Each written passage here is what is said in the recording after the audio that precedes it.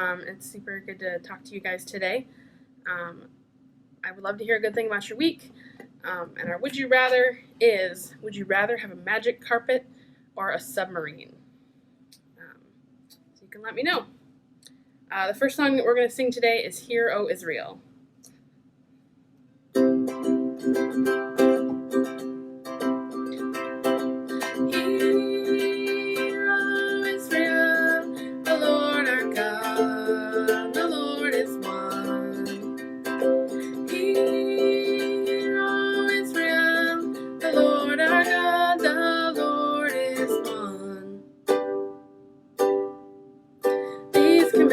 That I give to you today are to be on your hearts. Impress them on your children. Talk about them when you sit at home, when you walk along the road, when you lie down, when you get up. Hear, O Israel, the Lord our God, the Lord is one.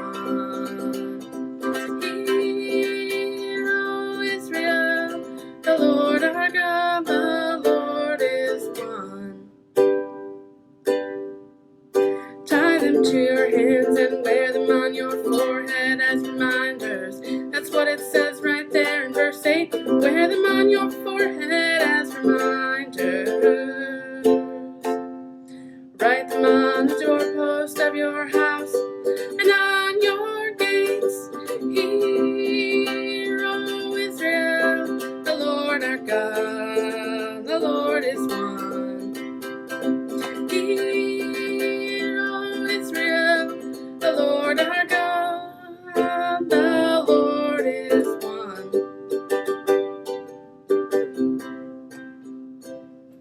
All right, nice job. And the second song that we're going to sing today is God Makes Messy Things Beautiful.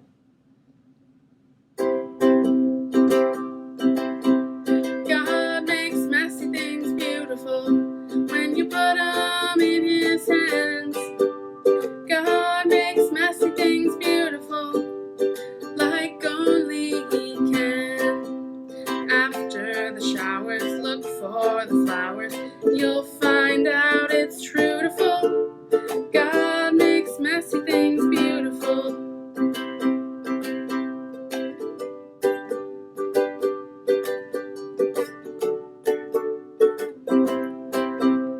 God makes messy things beautiful when you put them in His hands. God makes messy things beautiful like only He can. After the showers, look for the flowers. You'll find out it's truthful. God makes messy things beautiful. All right, nice job. Our lesson for this week is coming from the book of 2 Kings. It's in the Old Testament, and we're going to be in 2 Kings chapter 4 today. I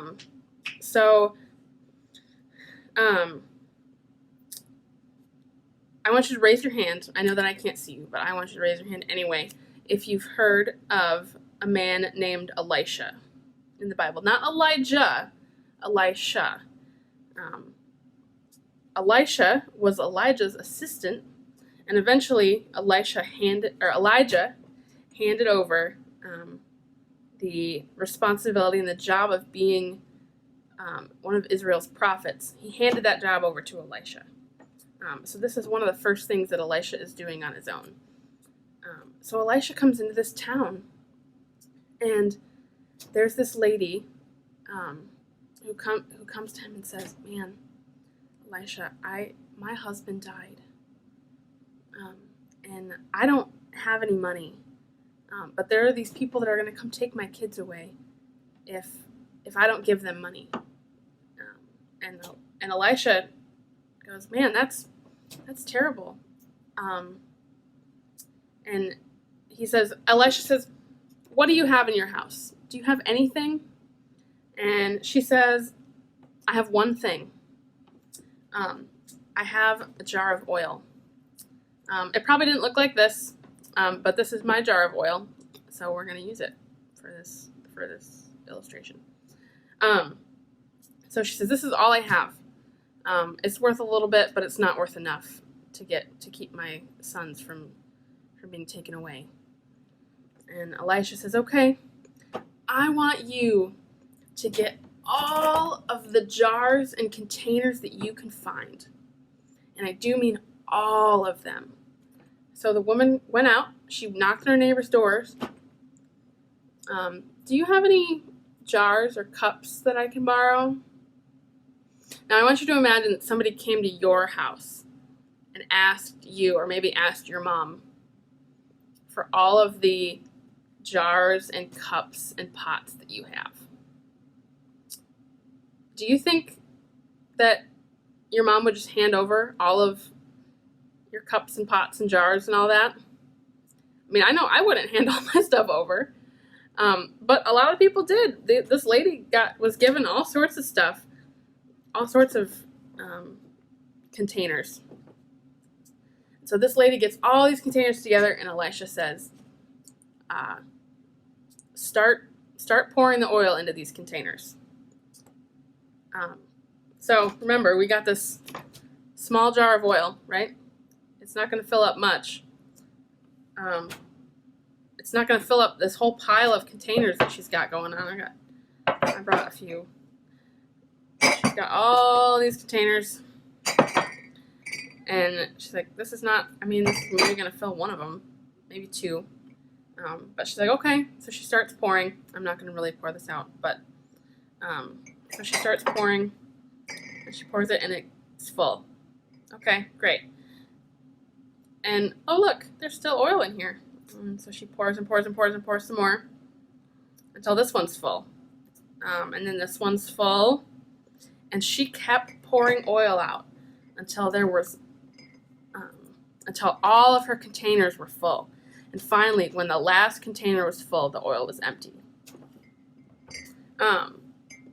And so now she's got just this pile of oil, which now I know that you can go to the store and buy oil whenever you want. It's not that expensive. A jar like this is like $3. But back then, oil was really expensive. Oil was hard to get. And so this was worth a lot. All these cups and jars full of oil was worth a lot of money. And so Elijah goes, now go sell all these containers of oil to the people around you, and you'll have enough money to save your sons. And that's exactly what happened. She went and got what she needed. And so that's one of the first things that Elisha did as one of the prophets of Israel. We're going to talk more about Elijah in upcoming weeks. And but what's really important is this lady was in trouble, and she went to the one person that she knew could help, and that was the prophet of God. She instead of just sitting in her house waiting for the worst to happen, she went and she was like, I know, the prophet can help me. He can help me get what I need. And today we don't have prophets. You don't need somebody to go to God for you. You can go directly to God all by yourself. But how often when we're in trouble do we just lay around, oh, it's the worst, everything's terrible, I'm sad, I'm like Eeyore. But instead, we need to run to God because He always provides for us. So we're going to learn more about Elisha next week. We're going to talk about a thing he did for another lady. But until next week, I'll see you guys later, okay? Bye, friends.